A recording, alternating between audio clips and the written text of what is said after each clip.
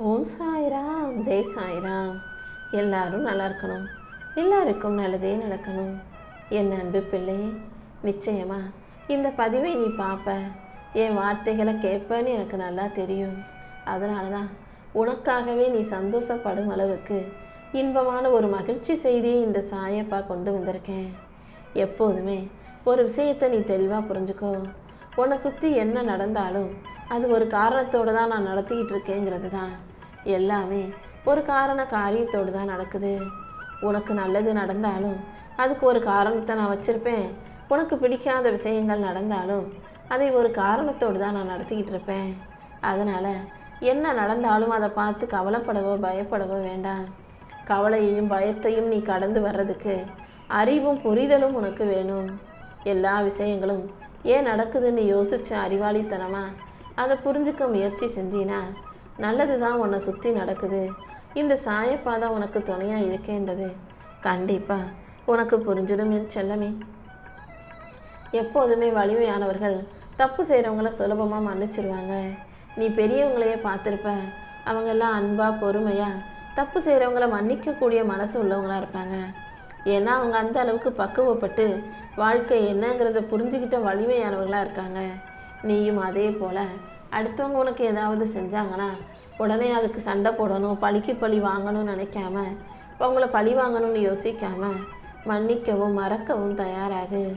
பலவீனமானவர்களை போல பழி வாங்க யோசிச்சு நீ மன நிம்மதியை கெடுத்துக்காதே. புத்திசாலிகள் எப்போதும் தேவையற்ற விஷயங்களையும் மனிதர்களையும் புறக்கணிச்சுக்கிட்டு போய்கிட்டே இருப்பாங்க. நீயும் புத்திசாலியாக இருந்து வாழ்க்கையை வாழ்ந்து ஜெயிச்சிடியேன்னு செல்லவே. அடுத்தவங்க முன்னாடி அவங்க முகத்துக்கு நேராக புகழ்வதும் அவங்க போன பின்னாடி இகழ்வதும் நல்ல செயலே கிடையாது. நீ எப்போதும் முகத்துக்கு முன்னால் ஒரு மாதிரியும் முதுகுக்கு பின்னால் ஒரு மாதிரியும் யாரை பற்றியும் பேச வேண்டாம். அப்படி பேசுறதுக்கு பதிலாக நீ பேசாமலே இருக்கலாம் என் செல்லமே. இந்த உலகத்தில் யார் இருந்தாலும் இல்லாவிட்டாலும் அவங்கள நல்லபடியாக நேர்மறையான அவங்கக்கிட்ட இருக்கிற நல்ல விஷயங்களை பற்றி மட்டும் பேச பழகிக்கோ. அடுத்தவங்கக்கிட்ட அவங்க தப்பே செஞ்சாலும் அவங்கள திருத்துறேன் மாத்துறேன்னு நீ கஷ்டத்தை படுத்த வேணாம். ஏன்னா அடுத்தவங்களுக்கு எடுத்து சொல்லி புரிய வைக்க முயற்சி செஞ்சினா அது உன்னையே அவங்கக்கிட்ட எதிரிகளாக கெட்டவங்களாக ஆக்கிடும். யாருக்கும் அவங்க தப்பை சுட்டி காட்டணுன்ற அவசியம் உனக்கு இல்லை. காலம் வரும்போது அவங்க தானாகவே புரிஞ்சுக்குவாங்கன்னு நீ பொறுமையாக விட்டுடு. வாழ்க்கையில் யாரை பார்த்தும் பயப்படவும் கூடாது, யாருடைய வாழ்க்கையை பார்த்தும் வியந்து ஆச்சரியப்படவும் கூடாது.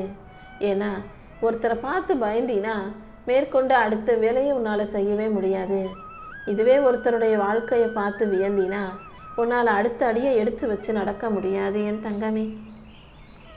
எப்போதுமே தைரியமாக இரு. உன் வாழ்க்கைக்கான நல்லதை எல்லாம் இந்த சாயப்பா செஞ்சு கொடுப்பேன்னு நம்பு. இந்த உலகத்தில் காசு பணத்தை சம்பாதிக்கிறதை விட கடினமானது நல்ல மனிதர்களை சம்பாதிக்கிறது தான். உன்னை சுற்றி இருக்கிறவங்கள யார் நல்லவங்க கெட்டவங்கன்னு புரிஞ்சுக்கிட்டு நல்ல மனிதர்களை உன் கூட வச்சுக்கிட்டினா உன் வாழ்க்கை நல்லா இருக்கும். என்ன நடந்தாலும் நான் உன் கூடவே இருப்பேன்னு இந்த சாயப்பா உனக்கு வாக்கு கொடுத்துருக்கேன் தானே. இதை மனசில் வச்சுக்கிட்டு வாழ்க்கையை வெற்றிகரமாக வாழ தயாராகு. நல்லா வாழ்ந்து கெட்டவர்கள் தான் சந்தோஷமாக வாழ்ந்த கடந்த காலத்தை பற்றி நினைக்கவே கூடாது. நல்லா வாழ்க்கை இப்போது தான் வாழ்கிறவங்க கடந்த காலத்தில் கஷ்டப்பட்டவங்க கடந்த காலத்தை மறக்கக்கூடாது.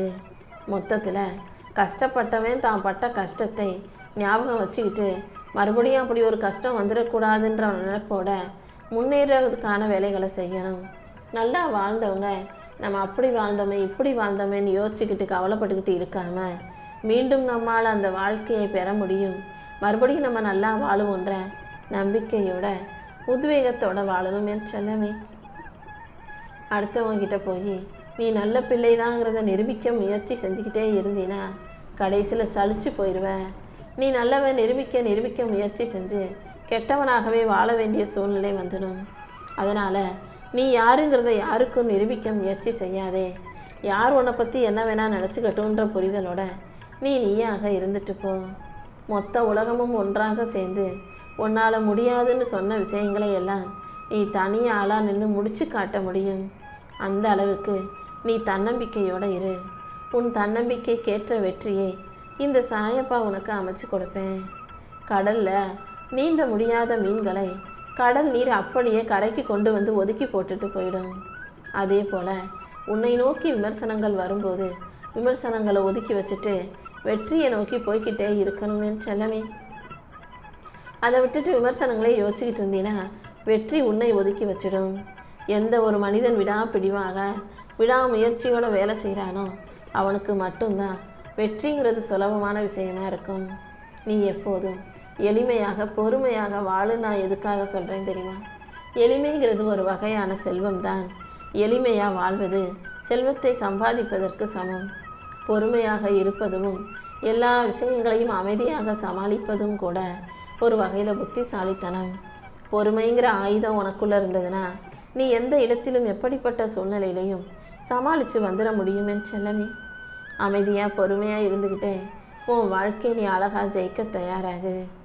உன் வாழ்க்கையில் எது நிரந்தரமோ அதைத்தான் நீ தேடணுமே தவிர தற்காலிகமான வெற்றியையும் தற்காலிகமான மகிழ்ச்சியையும் தற்காலிகமான சந்தோஷத்திலும் நீ தேங்கி நின்றுடாதே.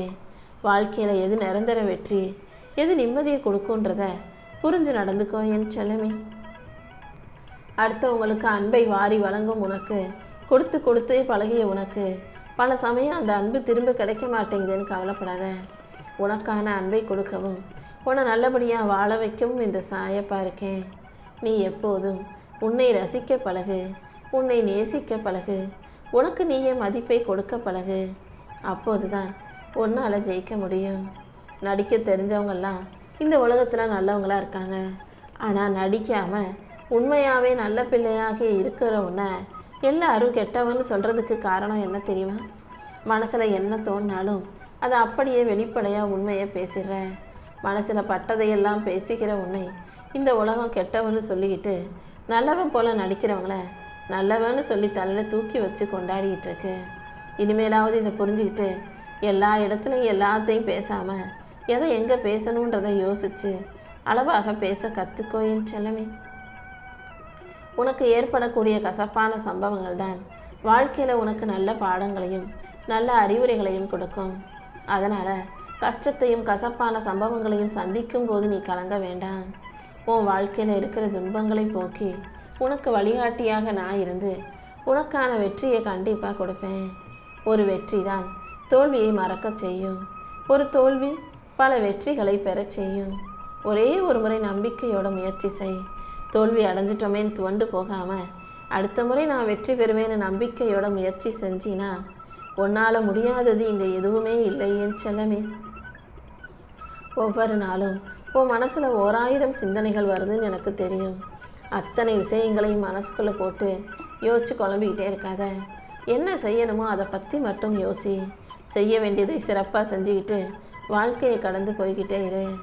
சவால்களும் பிரச்சனைகளும் இல்லாட்டி உன் வாழ்க்கையில் நீ முன்னேற முடியாது.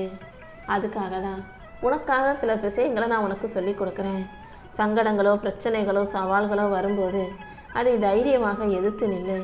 கண்டிப்பாக உன் மனசில் கவலைகளுக்கோ குழப்பங்களுக்கோ இடம் கொடுக்காதே. நீ ஒழுக்கமுள்ள ஆளாக இருந்தீனா உனக்கு கவலையே வராது. நீ அறிவாளியாக இருந்தீனா நீ குழப்பமே இல்லாமல் சுலபமாக முடிவெடுத்துருவ.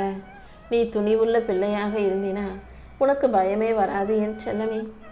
பயமற்ற குழப்பமற்ற கவலையற்ற புத்திசாலி பிள்ளையாக நீ வாழ்க்கையை வாழ தயாராகு. வாழ்க்கைனா சின்ன சின்ன தப்பு நடக்க தான் செய்யும். ஐயோ தப்பு நடந்துருச்சேன்னு அதை சரி செய்கிறதுக்காக நீ பெரிய பிரச்சனையில் மாட்டிக்க வேண்டாம். சின்ன தப்பை சரி செய்ய வாழ்க்கை முழுவதும் நீ கஷ்டப்படக்கூடாது. சின்ன சின்ன விஷயங்கள் தப்பு நடந்துருச்சுன்னா தப்பை ஒத்துக்கொள்ள நீ தயாராக இருந்தீனா அப்புறம் எல்லாமே சரியாயிடுமே செல்லமே.